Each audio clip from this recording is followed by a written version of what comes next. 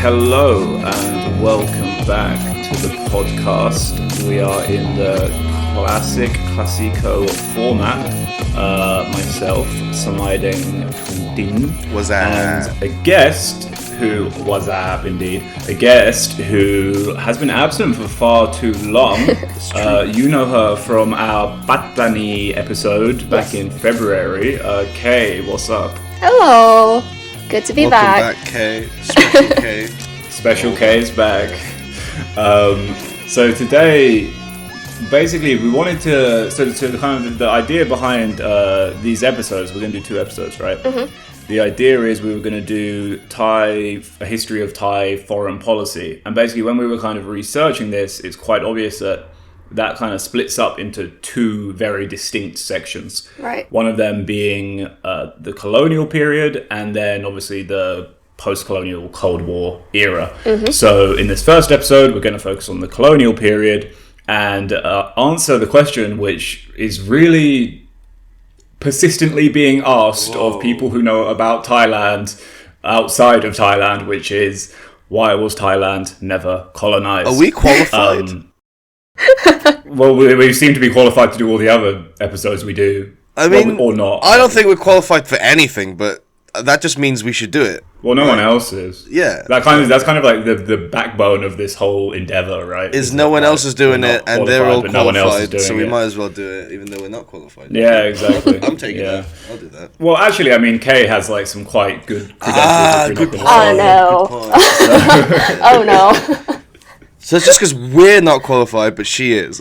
Oh please no, Exactly. yeah, no. That's why we have guests. Yeah, I mean, I think the really quick answer as to like why was Thailand never colonized, this is what I wrote down in the doc, is was never colonized, kind of by luck, and also it kind of was colonized. Yeah. You guys agree? Yeah. Okay, cool. I always have like So thanks for listening, everybody. We'll be back. No. So what's the argument? That was the episode.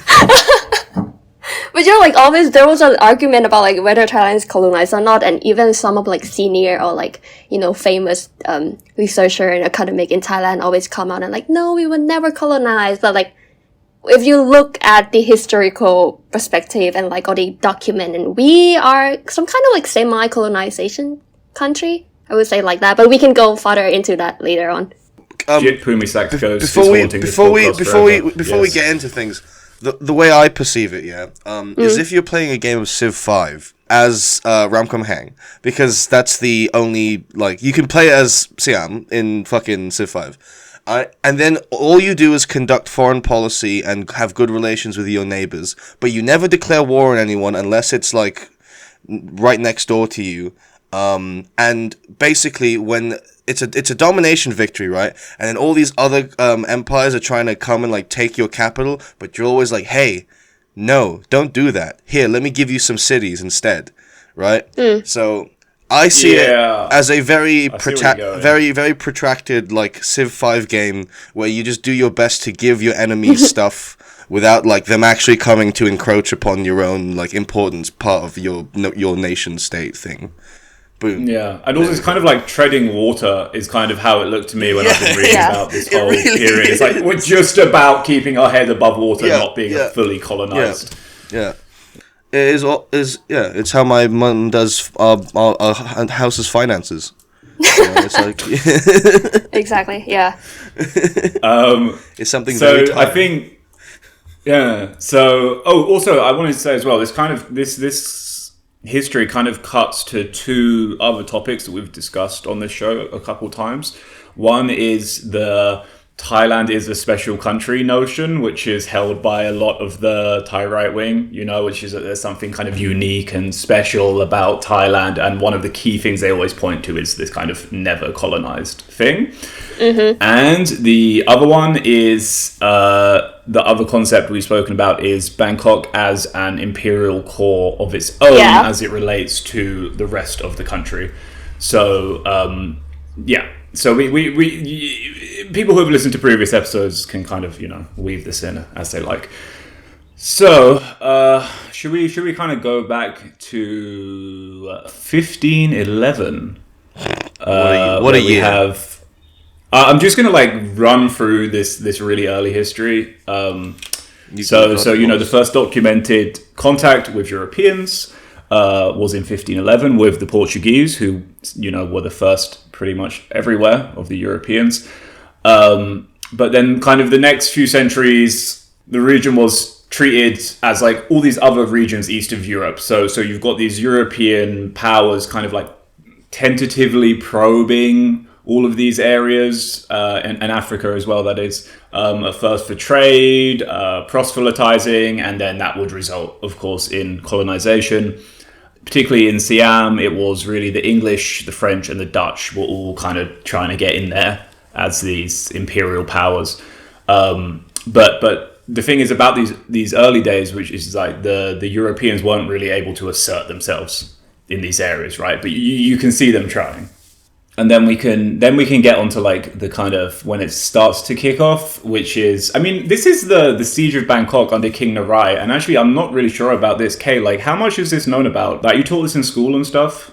It's been portrayed in a lot of like popular media, like a mass media, and a lot of lacon and a lot of like TV series. And of course, it's always portrayed in a picture of like nationalism and how Thai was a victim and they try to fight it, etc., etc. You know the deal of how nationalism being portrayed in Thailand. But yeah, it would say like quite of the first event where not really the first, but quite some of the first event that come into Thailand, and then Thai have really to face the threat from the outside. I would say. Well, the European I'm not threat much from of Europe, a historical person. particularly. Yeah. So I'll just quickly run through it. So this was under King Narai, and this was in the Ayutthaya period. So we're talking mid 1600s. And so King Narai, he was like very influenced by Europeans. Kind of the first monarch in what is today Thailand, whatever we want to call it, the preceding states, to be close to Europeans. And he had this Greek advisor who seemed to be, I don't know, running the show, so it seems. And so he was very, interested in Europe, kind of sympathetic, maybe we could say, and particularly like the Dutch, the Portuguese, the English were pretty active, trading in the region. And so Narai, that is, invited in the French as a kind of counterweight to those other European powers. And so the French was like, oh shit, we're actually being invited to do like colonialism, right? And so, but again, these European powers aren't quite able to project so much power at this period. But the French really took this as an opportunity to kind of establish themselves in Ayutthaya in a way that looks a lot like early colonization. And so they set up this fort in Bangkok and started to establish themselves within the Ayutthaya army and the navy. Yeah, but they were not welcome in Bangkok by high society by any means. And I think particularly this was because of the missionaries that they were bringing in, or that's what I read anyway. The French were really into trying to get King Narai to become a Catholic. And I might be jumping the gun a little bit, but the whole situation is demonstrative of different European factions getting involved in different parts of national politics. So in the actual conflicts that took place, it was sort of the Dutch kind of aligned themselves. The Dutch East India Trading Company, they kind of allied themselves with one group of Thais, whereas the French were backing the king at the time, and then the Portuguese were like, hey, what about the Treaty of Tordesillas? We were like, this part of the world is ours. What's going on here? So all these different sort of parts of early colonialism becoming entrenched, and one part of that is trading companies becoming important military roles, taking important military roles, and also different historical treaties being violated or being perceived as violated, that kind of thing. Yeah, it's audacity of the caucasity. That's kind of It basically that's my conclusion, or the audacity of the caucasity. Yeah. But it's a struggle between internal politics too, isn't it? During that time, the Nalai and the other brother, does it call brother? I don't know, but trying to come and take the throne. Are you talking about with the backing Petrarat? Petracha was his name. Oh yeah. He was not a brother. He was a cousin. I think. In the same. Yeah. Yeah. But it's like even the Greek advisor was like, I don't like what he's doing with the French. Well, the Greek advisor bloody invited the French in. I mean, No, yeah, but then he tried to Oh no, sorry, that was the other one. That was the other one. I beg your pardon. That was the cousin. Yeah. That was the cousin. The cousin was like, I don't like what you're doing with the French. Yeah. Exactly. Yeah, that's right. So okay, this is important, right? So the cousin, Petracha, I don't know. Petracha, I don't know. Was Petracha, thank you, Petracha. Yeah. So was very anti-European, was very anti-French in particular, particularly the proselytizing, because Petracha was like this really devout Buddhist. So Narai was kind of slowly dying, and it was clear he was going to die. And when he was like on his deathbed, there was this power play by Petracha, who was a general as well, and he took over the kingdom. Also, I think he may have killed or something like that. I can't remember. Wow.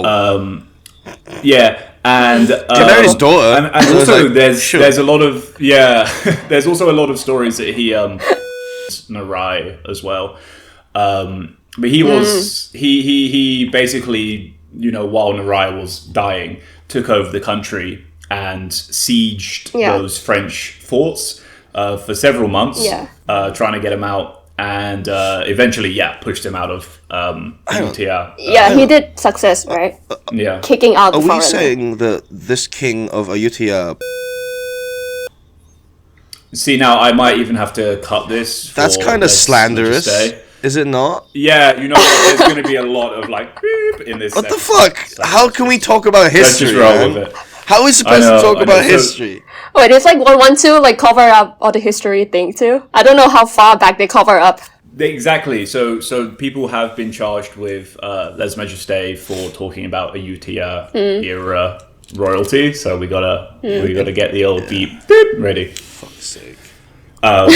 So anyway, he drives out the French, and then Narai dies. Right. And Petra establishes a new dynasty in Ayutthaya, and that was the last dynasty, actually, although we're going to try and really run through this. So I think that's quite an interesting way to kind of frame these early attempts at colonization, in terms of there was this one very distinct successful moment of driving the Europeans out, kind of sets a precedent in the minds of the Thai elite, at least. Even in the picture they portray in Thai popular media is the European and the Westerner foreigner come in and they try to find benefit from Thai natural resource and getting into the circle of elite and manipulate our king, etc., etc. And then well, it's true. That's pretty reasonable, right? Yeah. I mean, I do agree with that, but then the Thai media portray is just so bad. Even though I agree with that statement, I feel it's just too nationalistic, man. And they just portray Papet Lasha as the hero who come and save the manipulative Siam from the foreigner hand, and Well, just it come back to who hold the power to rewrite history or to told the information and implant it in the society mind. I mean, yeah. Also, we're gonna have to be doing some great man theory of history, because there's literally so little. There's so little records which we can look back to. So it's very hard for us to judge popular sentiment against absolutely. Europeans or whatever.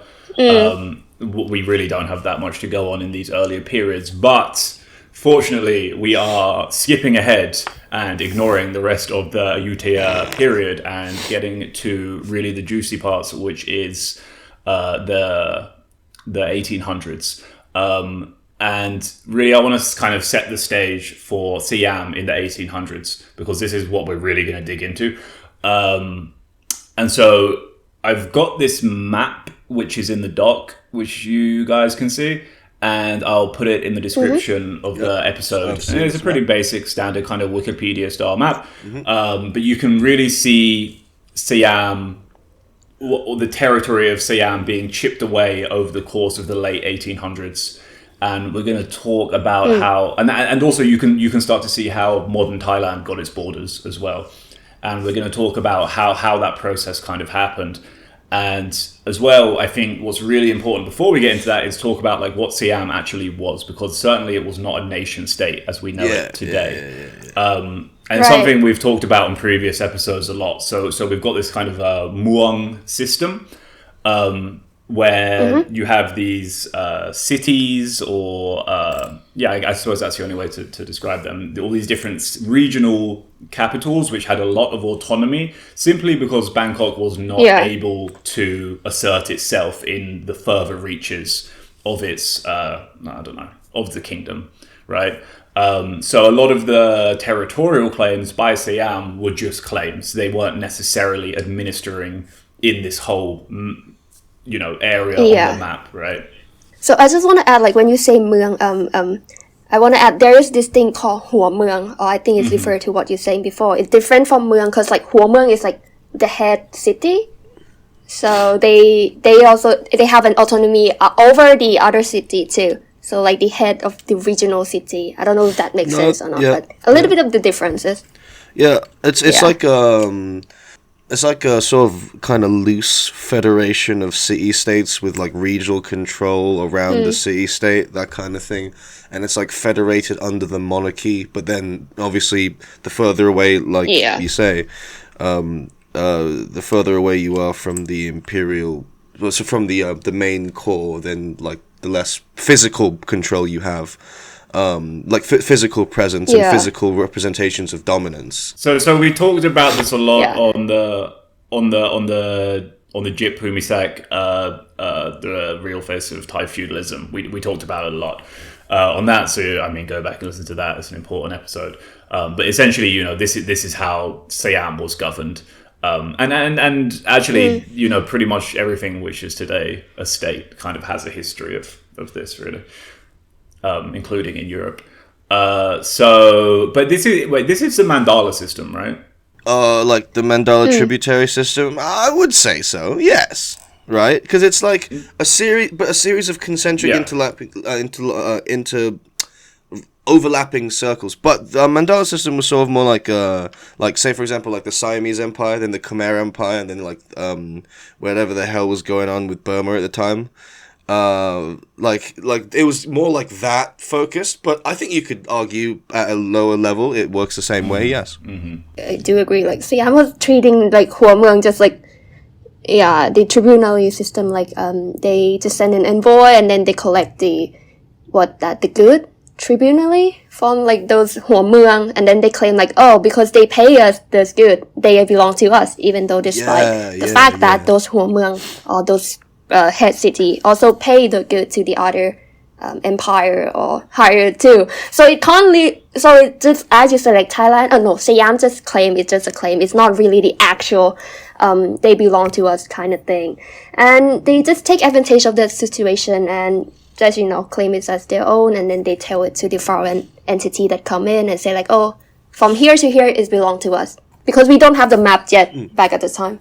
So I think that's kind of important when you were talking about like basically tax collection. This is really important because this is very much pre-capitalism, and we're kind of going to start looking at the influence of Europeans and the introduction of capitalism.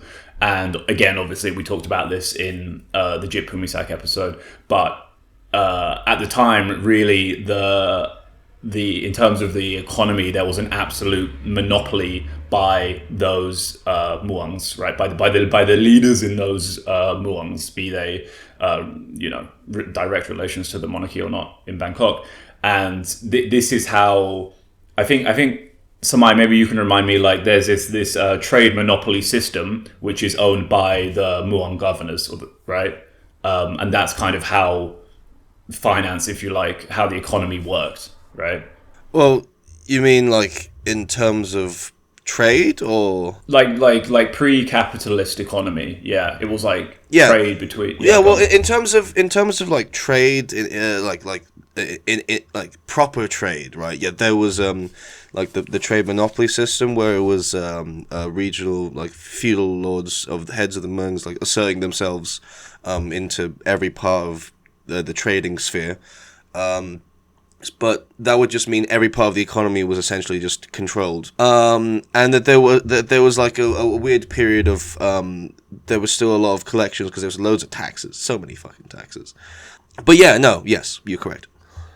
So this kind of brings us perfectly to the John Crawford Treaty and the Burney Treaty, which were both treaties with the British in the early 1800s, so 1820s. And this does two things. One is beginning the process of setting the borders for Siam, and making it a European style nation state of sorts. And then the other one is really introducing capitalism.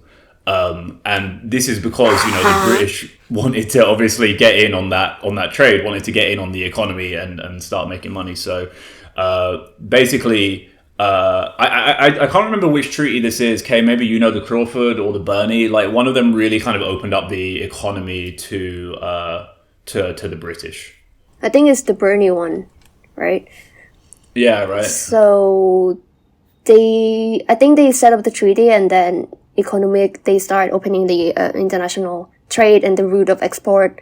And then, which lead to the change in internal structure of Siam economic activity, and they also shift from I don't know if it's the word or sufficient economy, they do agriculture for their own livelihood or standard of living, but now they shift from that subsistence, and then they move to export, centered, Well, it's the start of international exports, and right? It was quite a big change because as you said, Siam back then have this monopoly of economic activity and financial system going on, which related to the monarchy and the palace in Bangkok, right? But with the British coming in and with the treaty being implemented, they were forced to kind of change and adapt because they need this good relationship, right? And I'm not quite sure if it were due to the external threat that happening.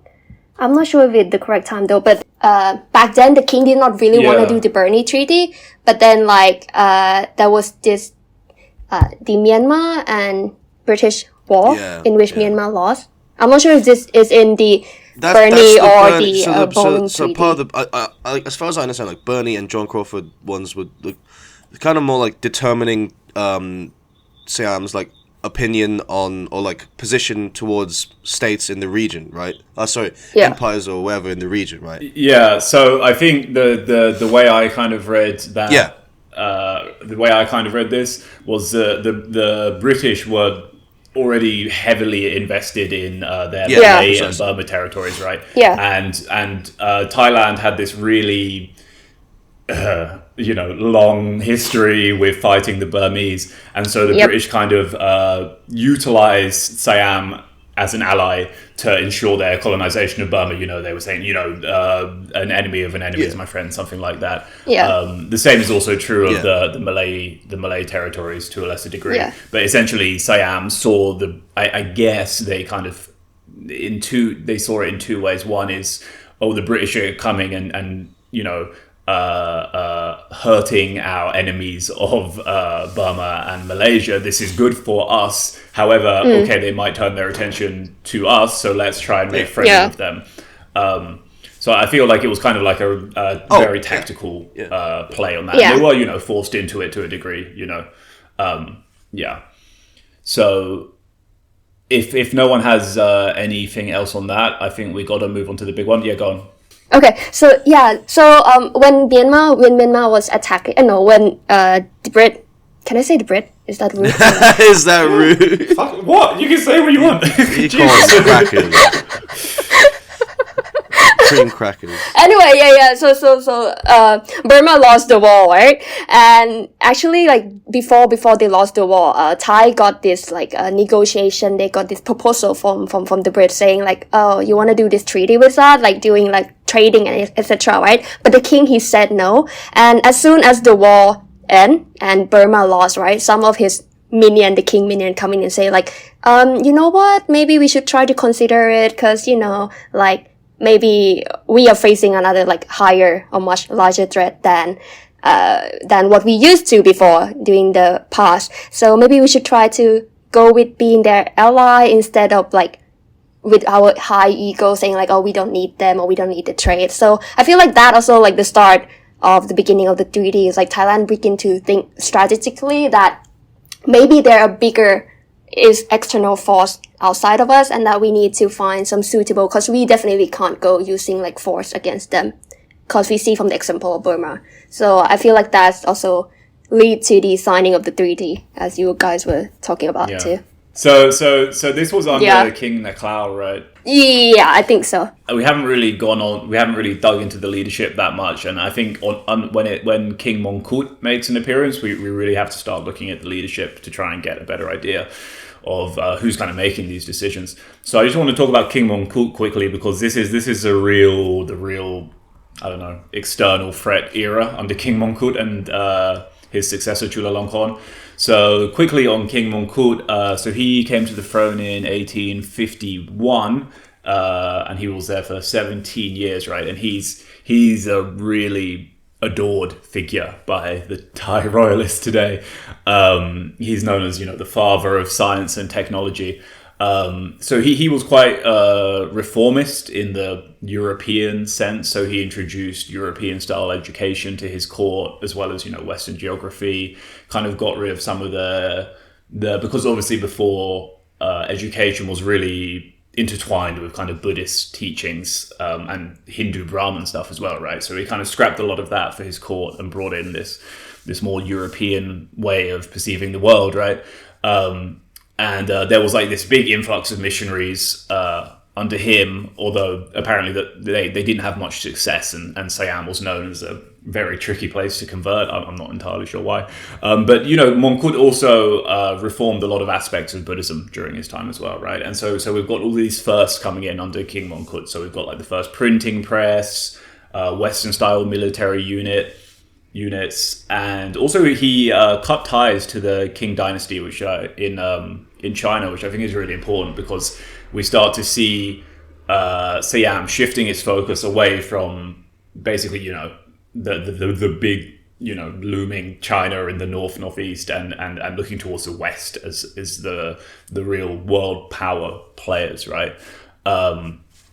So fuck the Qing dynasty. All my homies hate the Qing so like there was one. There's this one famous story that he's known for in the West, which is supposedly offering to send elephants to the North in the U.S. Civil War, but it's pretty much bullshit. Sounds like bullshit. Because that would be very funny. But he did send President Buchanan some elephants as a gift, and then they arrived during Lincoln's time when the war had basically started. So that's how that story kind of happened.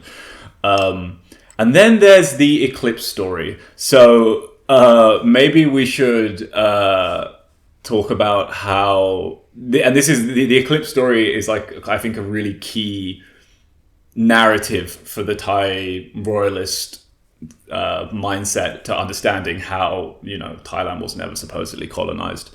Does anyone want to tell the eclipse story? I'm excited. Yeah. Really? I remember hearing this when, it was, the second year I lived in Thailand, and someone was like, whoa, you don't know the eclipse story? All right, fine. I'll tell it. So he was I'm not even going to say amateur, I'm going to say a kind of semi-professional astronomer. Wait, it is astronomy, right? The actual planet. Yes, astronomy is the study of that, and as opposed to astrology. Thank you. Which is what my girlfriend does. You don't have a girlfriend. I know, that's the joke. So astronomy. So Maya's single, ladies. So astronomy. What was I saying? Oh yeah. There's this story which is that and this bit is true, right? So he successfully predicted an eclipse, which is a solar eclipse, which is a Very Oh. big deal, frankly. Like, it's impressive. Like, I'm impressed that he or I don't, and how much it was him and how much it was his, court of astronomers. I'm not sure, but he invited all of these diplomats from the embassies and high society types. European high society types who were in Bangkok. He invited them down to Hua Hin, where there was a royal observatory, and they all had a lovely party and witnessed the successfully predicted eclipse. Like and, most nights in Hua Hin. And he was, and sorry, everyone was, just so impressed that this. This savage region could produce somebody who could Yellow actually, face. do real white man science, like not so barbaric. They can and predict. so they were so impressed that they were like, "Wow, these Siamese, we can't be colonizing them. They're too Intelligent, respectable. They're too advanced. intelligent." Oh my god! But you know what? Like, I feel like with this eclipse story, I have heard of it before, but I did not really dig into it because that's a little bit. But with King Mongkut, there's a lot of things going on with how we say like he's the father of Siam and the king of Siam, right? But then on the other side, there also like this thing where people know him for being Holasad. I'm not sure how we call it in English. Astronomy, right? Astrology. That one. Yeah. But it's a little bit. Yeah, but it has something to relate to do with like spiritually, like in Thai he's known for like both being like the father of the Siam and like doing the intelligent white man stuff. But at the same time, though, the way he practiced his study on Siam and thinking is also related to those spiritual world where Thailand are a big fan of like fortune telling kind of thing. I'm not sure the word in so English. Like astrology and astronomy. Yeah. He combined the two. That is important. No, he legit. Yeah. That's what I'm saying. Yeah, exactly.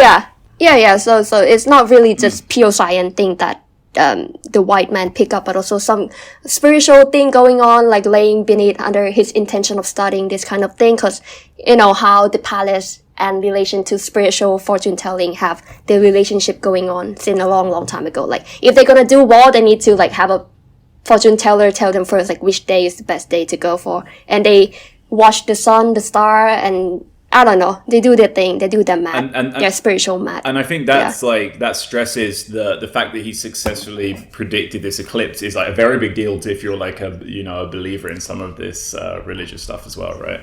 Yeah. Because every time I think about like astrology or like weird kind of spiritual fortune telling type things in Thailand, I think of the ploughing ceremony.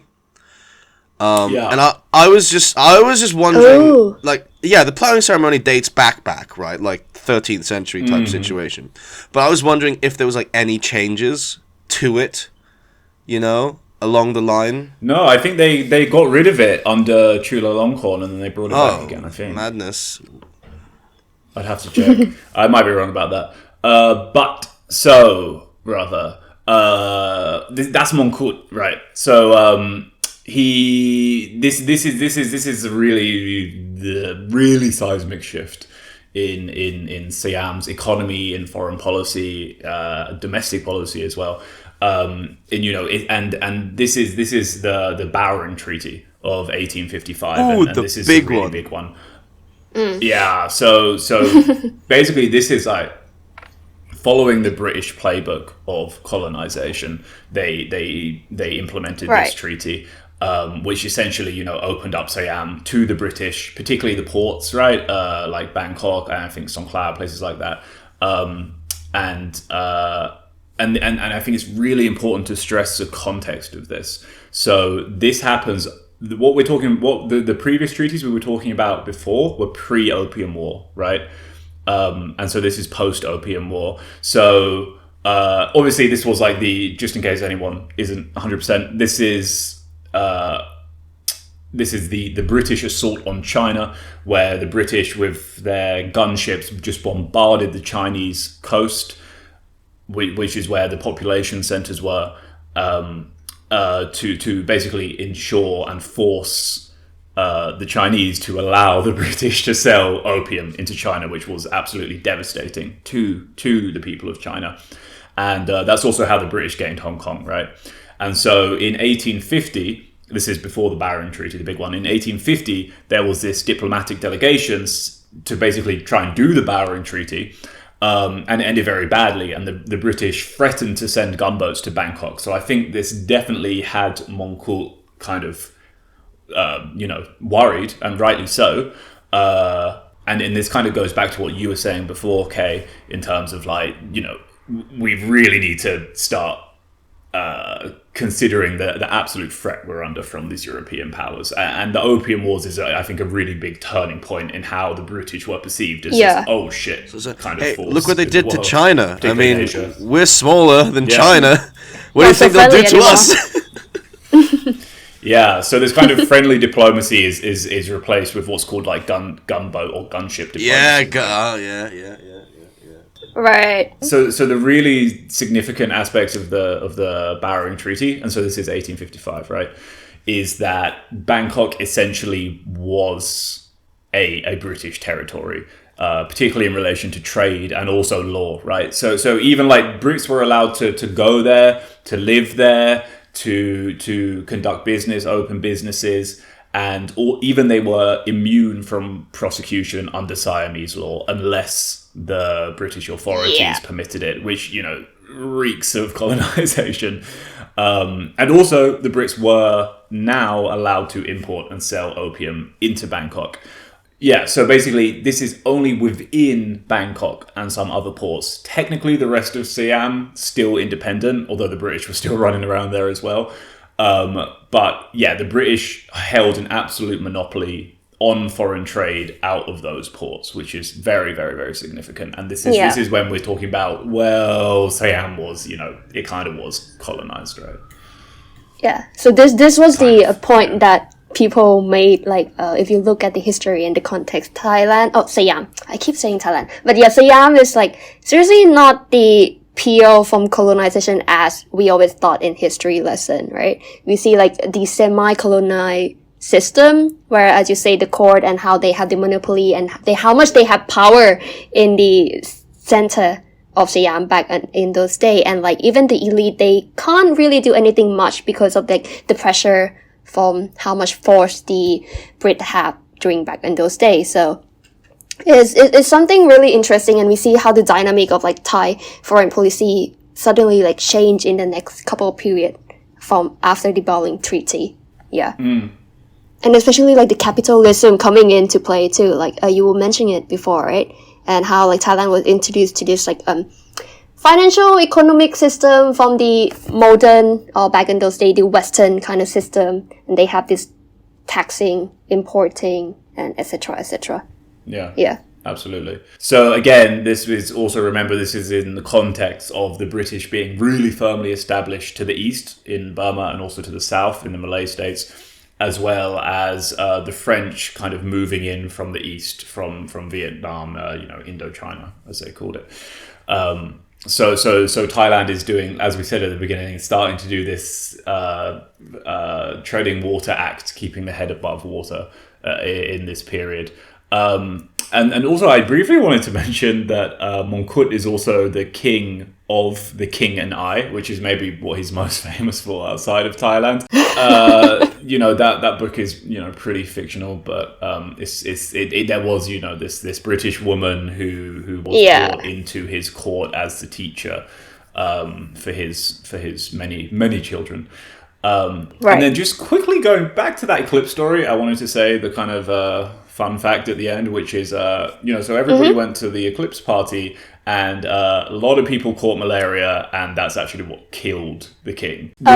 Which put his young son, Chulalongkorn, the great reformer, on the throne, aged 15. Oh yeah, it was just Chulalongkorn, right? He was really, really influenced by his father. How he was brought up back in those days, especially the coming of the Western and seeing things. But I'm still, I'm skeptical, to come to throne at the age of 15. How much does he know about to govern and to like handle the external threat. Even though we know from history what he accomplished, but yeah, I'm sure he had advisors. Yeah, I mean, we always have to remember that they're in the court. There are this, you know, what's today. So there's always going to be his the kingmaker. The word is what the fuck is the word? I swear it's like a synonym for entourage. Anyway, but besides the point. They're gonna have like advisors, right? So it's not gonna be totally. But yeah, it was during his reign, right, to Lalongkorn when he like demolished the Bunnak, the kingmaker. Retinue. The word is retinue. Yes. Yeah. So I feel like he also like being influenced by seeing how his father and the court inside and how it was managed internally, the palace. That's why he trying to demolish it and then bring back, like, centralize the power to the king. Because before like when we talk about monarchy, we always look up at only one figure, right, in Thai historical context. But in actuality, like, they are this like small little, not minion, but like the kingmaker and the advisor that actually help shape the internal politics of Thailand. And then in Chulalongkorn period, it was when he demolished this power to fully exercise his right as a king, centralize everything into his own. Yeah. Yeah, and I think this is also influenced by the kind of birth of the modern nation state in Europe as well. Like we said, he was very influenced by the West, and one thing he was very much trying to do during his reign is change Thailand into more of a Western style state. So we were talking before about that Muang system, which is essentially, you know, putting them really under much more direct control. And this also kind of coincides with the development of the technologies which allowed Bangkok to do that. And we talked about this a lot before in our Thai imperialism episode, but the technology just simply wasn't really there to be able to reach these further reaches of the state that we were talking about earlier. And as they're able to enact stronger control of these further reaches, of course it is enacted. And this coincides with that kind of European influence of European style governance at the same time, right? But like they call him the king of modernization, right? And you mentioned like the birth of nation state according to the Western norm and value, right? But then like I read in some of the texts and they say like even though despite Siam in Chulalongkorn period trying to modernize and become another modern state, but they are not yet accepted to be the part of Western nation state. So like you see like there are a lot of levels. So the Western, they only stick together as a nation state, and then even though Siam was accepted as okay, modernized or whatsoever, but they are not yet part of their own. So they treat it as like a second class nation state back in those days. Of course. So I think this was something which we're kind of getting towards, and we've talked about before on previous episodes as well, which is the efforts of the Thai elite to kind of portray themselves as worthy of the respect of the European powers. So part of this is introducing a lot of Western style pomp and ceremony to the court, as well as these Western military traditions, incorporating those into the Siamese ones. And you know, it's interesting because we see this like really continue even after the revolution in 1932. So, and also in I just want to quickly jump really far forwards. We talked about how General Pibun built this concept of Thainess around Bangkok military culture, which was heavily influenced by the West. And this is where we see that Western influence in Bangkok military culture really start to appear, right? Yeah. I think I read in this textbook, and it say like Thai military culture is not something that was used for coercive or like force objection, but instead it was used for as a diplomatic mean and showing like we have this training, we have this like supported by the other country, and it was due to the fact that it was begin during the Chulalongkorn period where we see a lot of relationship with the Brit coming in and helping us setting up our military faction and military organization back in those days. So yeah. Yeah, absolutely. Yeah, and as you said, a lot of this is under like semi-coercion. So this is the first Thai ruler who is like truly shaped by the West, and during his reign, Siam is constantly under threat from the French and the British. And when we talked about that map earlier, where you can see bits of Siam getting chipped away at the borders, this is all under Chulalongkorn. So yeah, he really tried to have the Europeans perceive Siam as this equal to Europeans kind of state rather than a colonial subject. However, I think that's really shaped the mindset of a lot of the Bangkok, particularly the Bangkokian military elite, that, okay, yeah, this is a reason why we were never, formally colonized. But as we're going to see, really it was, when we talked at the very beginning about, it's kind of a fluke that Thailand was never formally colonized. Now we can see how that fluke ended up happening rather than some. Yeah, so, Chulalongkorn ruled for a fair bit of time, about, call about, I don't know, whatever, 50 years or something like that. And then, so, during this time period, you had the 1880s, and in that time, a lot of Europeans, I think every European empire was really focusing on scrambling for Africa. And so they were working on sort of establishing their presences there, expanding, developing sciences to actively deal with... Yeah, I was going to say the Berlin... Sorry? The Berlin Conference of 85, wasn't it? Yeah. Berlin Conference 84, Scramble for Africa starts 85. Yeah. So, you get that, and then it's like, well, now we're going to focus on scrambling for Africa. And so Indochina, Southeast Asian foreign policy sort of falls into the periphery of the European mind. I don't think I agree with that. Well, it's not periphery. Like, I think you're overlooking India. Yeah, but that's okay. Another one. Allow me at a second point then. But obviously, at the same time, the British interests in India, or the British Raj, and Burma, obviously, those were still going. And because by virtue of geographical placement, what is next door? But Siam, right? So, and obviously what is next door to that but the French? So, obviously, at the same time, there is still an interest in what is going on.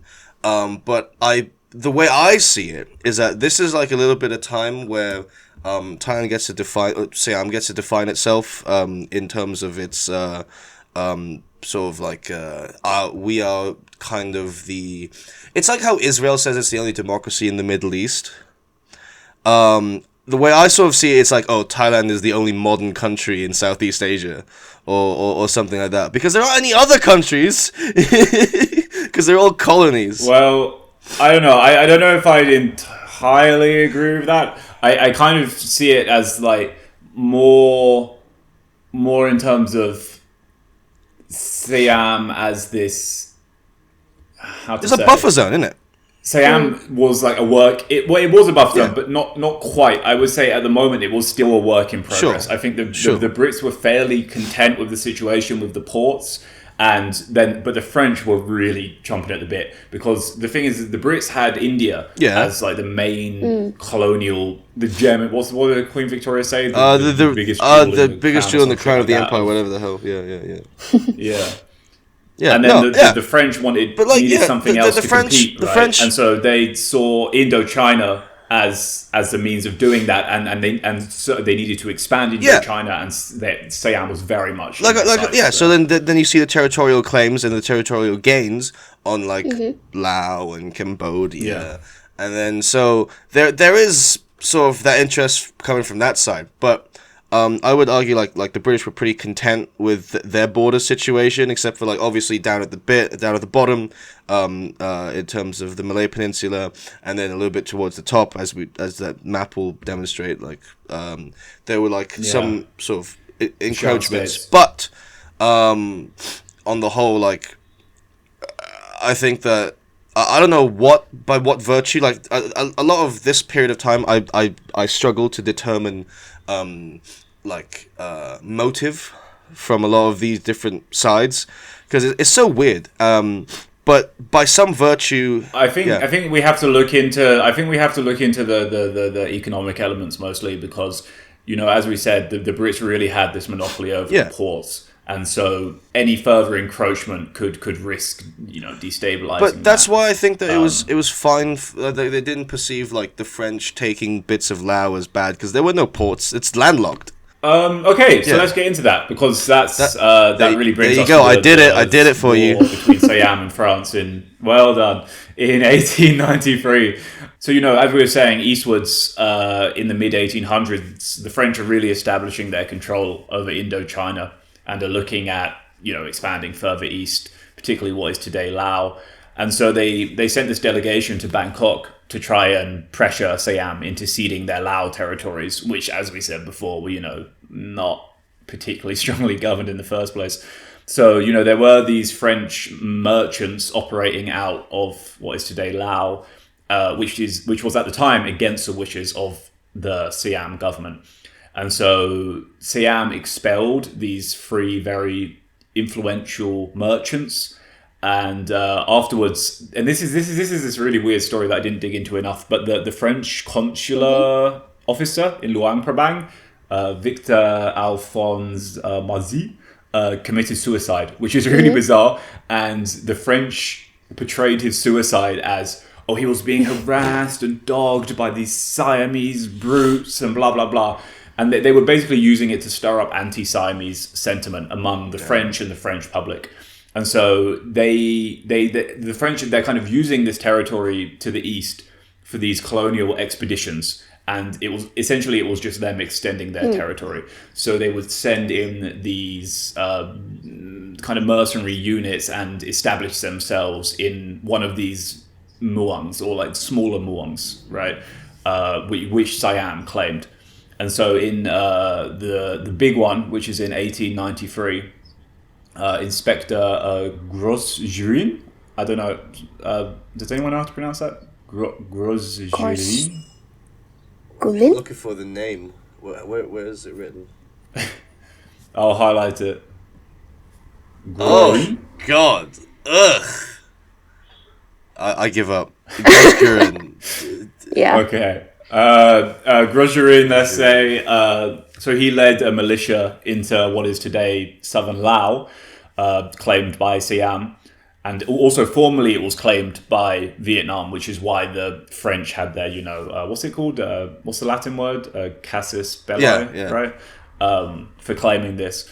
But it was an annexation expedition. And the local Siamese governor was kicked out by Grosjean and the village was occupied. And so in retaliation, the Siamese troops attacked this French militia, which was mostly Vietnamese people, by the way, and they killed Grosjean, and they also burnt down the village, which was seen even as an overreaction by the Siamese. But the French were furious, particularly that, a Frenchman was killed by non-white people, and they use this as an opportunity to heighten tensions, right? Because the French were constantly looking for reasons to enact hostilities, right? And remember that the Siamese government at the time are very friendly with the Brits. Yeah. So the French, really, they're doing this so as to show to the Brits, like, look how aggressive your Siamese brutes are being towards us. We insist on I demand satisfaction without facing any consequences from the Brits. Yeah, exactly. I demand satisfaction. So yeah, and as we said, the Brits are really asserting themselves in Siam, and the French were basically demanding reparations for this incident with Grosjean. So the French sent 2 gunboats. Remember, this is 1893. The French sent 2 gunboats towards Bangkok, which looked a lot to the Siamese. This looked a lot like what the British did during the Opium Wars. And there's this navy fort at Pak Nam, which is in Samul Prakan. I suggest everyone go there. By the way, it's a really nice day trip. Have either of you been there to the fort at Pak Nam? Nope, not yet. I'm not sure. I've been to. I keep. There's one that we keep driving to, but I never bothered to ask where we are because we go for a couple hours and then we just drive back, and I'm like, that was fun, but I don't remember much. You're doing it all wrong. What you do is you go to Samul Prakan BTS and then walk through the market and go to the port, and then you can take the boat across. Oh, okay. Pac-Man. Well, it definitely lovely, wasn't there then. It was a different naval fort that we visited. Aye. No, there's another one which is quite famous, but I forget the name. Well, it might be that one. But yeah. Anyway, so there's these gunboats passing through Pac-Man, and there's this brief confrontation where the fort at Pac-Man is firing on the ships. The French return fire. The Pac-Man incident, as it's now known, and this is war with the French. So the gunboats, if eventually they make it all the way to central Bangkok and have their cannons trained on the royal palace. And so the Siamese, or Chulalongkorn, was convinced that the Brits would come to their aid, but no. They were like, nah, bruh. Nah, this is on you. So basically, obviously, this is because the Brits don't want to have a war with another major European power on behalf of Siam. So the French briefly blockade Bangkok until Siam, is forced into ceding. These territories east of the Mekong, which is Laos, and that's how French. Oh yeah, and also some of eastern Cambodia. So this is how the French got Laos. It was gunship diplomacy, and as well as the port of Chanthaburi, which is in Segao province. And just a couple more little outcomes of this. Prayot, who was the guy that led the assault on Grajarin, he was also sentenced to 20 years of hard labor, which sucks for him. And also, like, during this negotiation with which the Brits facilitated with the French and Chulalongkorn, Siam also ceded its claims to the Shan states to the British. So you can really see Siam coming to terms with its position in relation to these kind of Western powers that are on its door. So Paknam incident is really, really a big thing, even like for both external and internal politics in Thailand, isn't it? Like for internal, you see like it lay a foundation, like a groundwork for the modern Thai understanding of how we are a victim of the big bad foreigner who come and take our land, as you were saying, like they got the Cambodian and the Lao part of Thailand, right? And we have this history lesson where they show us the map of how smaller Siam get by the time of like the foreign invasion coming in. And I believe like this is the one related to the Kalpavihan as well, right? Is it the same territory? I think so. There was another one a couple of years later. Yeah. So maybe, I'm not sure. Yeah, but like, that incident is really, really, in a sense, it's kind of helped with laying like the nationalist propaganda to Thai student, like Thai society as a contemporary. whole. Yeah, contemporarily. Like we always refer back to how, oh my god, the king, he sacrificed his money. Have you heard about the Din Deng, like the red pocket? Yeah, right. It was during this incident, right? The teaching is the king used of his saving the Din Deng or the red pocket and give it to the French in order for them to not harm us, and also as well as giving them some of our land. That's why Thailand becomes so small, because we lose it to the force of the foreign invasion, etc., etc.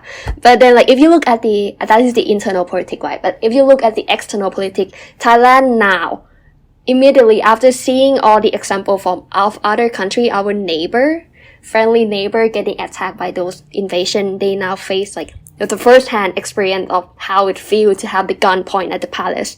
And so now they now know that they are really no match, and they are just insignificant actor in the international area. Because the Brit, even though we thought we have a really good relationship with them, but then when thing happened, they were like, nah, brah, you're on your own, help yourself. See? So it's really, really a big shift during that time at Chulalongkorn and the Paknam incident, and yeah. And you can really see this myth of the great diplomacy, playing foreign powers off of each other. That didn't really happen. Yeah. I feel like Thailand just got kicked off of their high horse. They were always we got it, chill, people, we have it under our control, we have diplomatic relation, we have the treaty, even though it's a little bit unfair, but yeah, we got it, chill. But then the gun come in and they were like, oh shit, fuck. Yeah, but because you will mention how India was the big jury, the actual main frame, or would say the wifey, but then Bangkok, it's just Siam back in those days, just a side chick kind of. So Yeah. Okay. Yeah. With Please, like please. 100 side chicks. Yeah. So, I'm trying to think how to transition that into the 1896 border Sorry. agreement. It's alright. So, okay, let's try and put it this way. I mean, let's also, this is where we start to see Siam not, as you said, not having much agency at all in terms of these great powers. And this is really clarified in the 1896 border agreement because, the British and the French, not just in Southeast Asia, but worldwide, had a lot of antagonisms between their different colonial subjects. So in 1896, this border conference established Siam as a buffer state between these two great powers. And, most people know this already, I think, who listen to this podcast, which is that, the British and French were just very uneasy to share colonial borders in the region. And that's the more... way. Yeah, that's the kind of short answer to this question. Why was Thailand never colonized? And we've talked about it before. And this was really enforced by the Entente. How do you pronounce it? Entente cordiale. Entente. I know Entente, Entente. but Cordial. I would say Yeah. cordial. cordial. In 1904. Yeah, the line cordial. Which was this series of treaties signed by the British and the French to ensure these kind of good relations, not just in Southeast Asia, but worldwide, between all these different border antagonisms that the French and the British were having. And so it was at this conference that both nations, formally renounced any plans for annexing Siam proper. And also I think it's really important to mention that Siamese leaders had no input to this treaty. So you really do see Siam as kind of a subject rather than something with agency. Right? Agent, like an active, participant, Agree. Also, I forgot to mention earlier that when you were talking about the contemporary context of this war, this is also when Siam ceded Champasak, which later on, after the revolution in 32, there was the other war with France where Pibon went to reclaim Champasak, right? And unsuccessfully until the Japanese came and intervened and gave Champasak province back to then Thailand, right? So these antagonisms continued onwards, and as you said, it was these territorial claims which very much kind of informed later Thai politics, particularly internationally. People also, obviously had to sort of demonstrate that there was a sort of a reason. I think a lot of fascist leaders have to demonstrate there's a reason they are the fascist leader. And it's oh, well, no one else can get things done. I'm going to get it done. For example, remember that time when we gave France this large bit of land? I'm the only one that can probably lead the military to reclaim it. In fact, I'm going to take this opportunity now that the French are in a war and are losing to claim it, because I'm a strong leader that only kicks people when they're down. Fascist governments often arise from kind of national humiliations, right? And so exactly. Yeah. Much like Hitler in the Germans. I don't know what kind of this is off topic, but what kind of humiliation did Italy suffer? Oh, I'm so glad you asked, because I was going to bring that up at the end. It was Ethiopia, the failed. Yes. Okay. Yeah. And so this really ties in actually, because Ethiopia is one of the only other modern states which has this claim of not being formally colonized, and it was kind of a similar story actually to Siam, except that Ethiopia can rightly make the claim that they fought off a modern European full invasion, like a full invasion, which Siam did not. Yeah. Exactly. So, take that, Thailand. You're not better than Ethiopia. So then, we've got this continued French encroachment over the next couple of decades. As I said before, the French were trying to build this greater Indochina to rival British India. There were some French administrators who very much wanted to, completely annex Siam. Despite that agreement with the British. The French were still pushing westward into Siam because of these claims over territory, and they took 2 regions, which is today Laos, one in northern and one in southern Laos. In 1909, the British basically facilitated this agreement with Siam to halt that French expansion, and successfully, that is. And in exchange for that, Siam ceded its last territories in what is today Malaysia, not Patani, importantly, callback to Kay's previous appearance. And it is at that point that Siam's borders essentially resemble what they are today. So when we're looking at that map, where it's all in yellow on this map, it looks like Thailand's borders today. Also, remember that these territories that Siam was ceding, they weren't necessarily even under administration from Bangkok, rather these like French territories, right? So it's not like, and as Kay, it has been saying, this nationalist narrative of look how we're the victims, something like that. It's like, well, you weren't even really controlling these territories, and what about the people who actually lived there? Like, I don't think that they were particularly loyal to Siam per se. I mean, I don't really know. Like I said, it's really hard to get popular people's histories of these regions, but yeah, agree. Yeah, so we see the dynamic and how it was used. Like, the foreign policy was used as the internal politic supportive of the modern narrative, I would say. But yeah, you can see, like, Siam was really, really, like, in between the struggle of political power of the major state back in those days, isn't it? And I feel like it's really shaped a lot of our foreign policy, in which we would probably talk in the next episode. Like, it would get much interesting seeing, like, in the contemporary circumstance how like foreign policy come to play, because this one is a little bit historical and it lay grounding foundation of understanding how it come to be, right? Yeah, absolutely. But I also wanted to like kind of reflect on what this colonial history, how it informs like today, like when what is kind of like you've touched on it a few times during this conversation, but what is like the very, very cliff notes of how the colonial era is perceived by Thai mainstream historians, or maybe the education system or something like that. As you said, what is it, like this victimization narrative, or how do you see it? Because there's also this narrative maybe of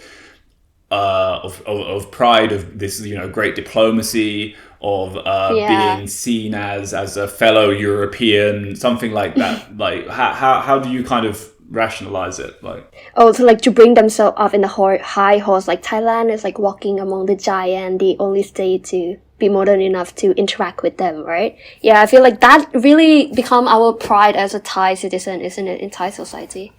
Yeah, but it's just, I feel like that's always just like political play for the elite to come to power and to hold their power and to build those trust in the society, to put the people trust in them and to let them govern, same old politic thing. So you're saying like maybe there's kind of like these two kind of semi-competing narratives which are used by the same people, one of victimization and then one of pride. Yeah. And they can be utilized at different periods for however it suits the politics of the moment. And both of that dimension like benefit the one who use it too, both dimension. But even though it's so ironic though, to portray yourself as a victim, but at the same time as a pride of like being modernized and like walking among the giant, And I think that there is that like in all of Thai foreign policy, everything is a balancing act.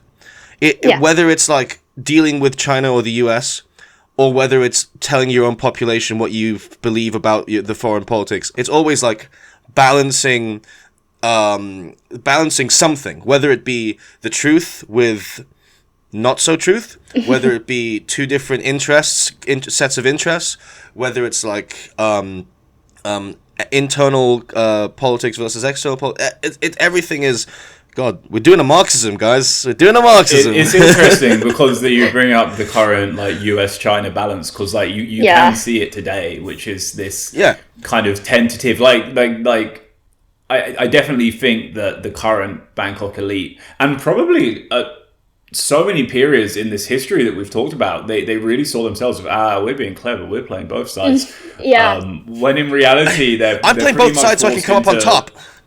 Yeah, like they're basically forced into decision making based on the contextual circumstances, right? Yes. And that's probably happening right now. It's just happened so slowly when you're actually in it. Like right now, you can't really see it that clearly. Theory of relativity, my guy. Theory of relativity. So the reason we're kind of finishing things up at this point is because this is just before the start of World War One, where you've got this tremendous shake-up, and then also the 1932 revolution, and also probably more importantly, the rise of communism and the Russian Revolution. So the threat of communism starts to exist at the beginning of the 20th century. So in the next episode, that's basically going to be all we talk about, right? Like the Cold War and the special relationship. Yeah. Actually, Kay, when we were chatting, you were like, talk about the special relationship, brackets, haha, with the US in the next episode.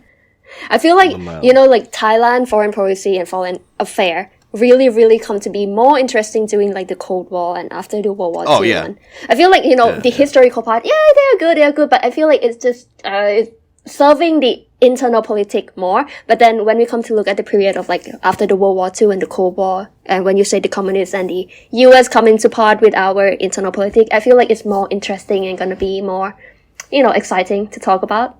Yeah. Well, we have to lay the groundwork. You have to have your veggies before you have your dessert. So. Oh yeah, it's like you can't eat your pudding if you don't eat your meat. Yeah. You can't have your baton go unless you eat your khao pad. I don't know. So I think it's interesting as well. One just another quick sneak preview for the next episode, which is we're going to see. We talked about this kind of semi-colonial state that Siam existed in, and I would very much argue that continued under US post-World War II. Like modern Thailand was a semi-colonized state by the US. What? Oh, yeah. America doing neo-colonialism and neo-imperialism? No way. What? So, listeners, we will be back next time for that. And sorry for the drought of episodes, but we're absolutely back on it. We've got quite a few coming soon. So, yeah, thank you. And thank you, Kay, very much. We'll see you. And please, if you want to visit the analysis, the Din Deng /support and donate some money and all that stuff. Yeah, let's get that cash moving, folks. Okay. Right. Bye. Bye. Thank you. Bye.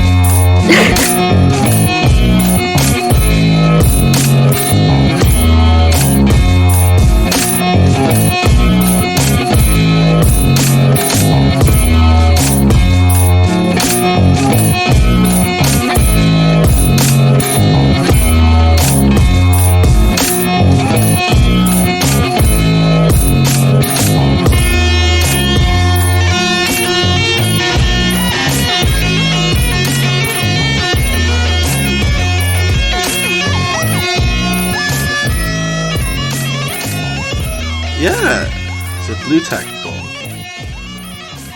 Yeah.